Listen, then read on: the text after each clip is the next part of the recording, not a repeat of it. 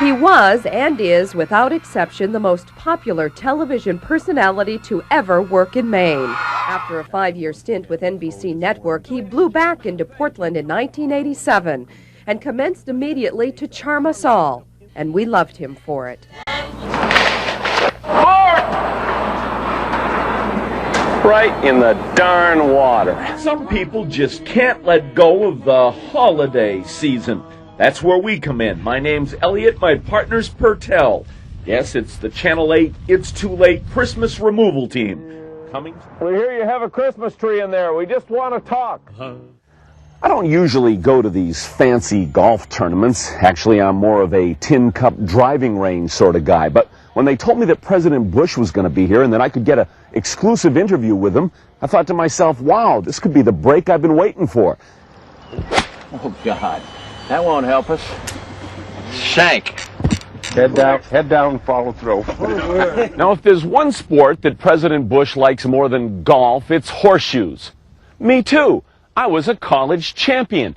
So I figured today, once again, I'd hit up George for a one-on-one match. My place or his.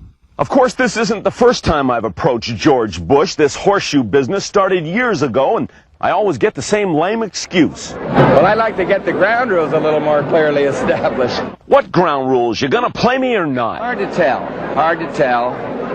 Hard to tell. It was 92 degrees, the caddy was ready to boil, and the last place I wanted to be was in Elliot, Maine. One look at the town and I knew something was out of whack.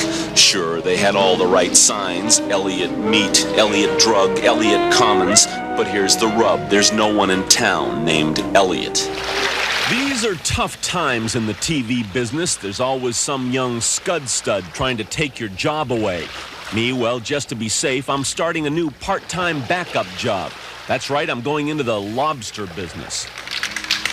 Back home, I painted my buoy, put in the bait, and headed for the high seas. A new career. Yes, at last I was an official Maine lobsterman, but could I make any money at this game? Finally, it came to me. I could turn this business into a tourist trap. Think of the possibilities. Haul your own with Captain Bob. All for only $99.95 per person. Bob Eliot died of a heart attack at Fort Williams Park on July 30th. He was biking and apparently sat down at this picnic area. According to the police report, a stranger discovered Bob's body, grabbed a bicycle, found his cell phone, and called for help. The stranger then returned to Bob's body and started CPR without any luck.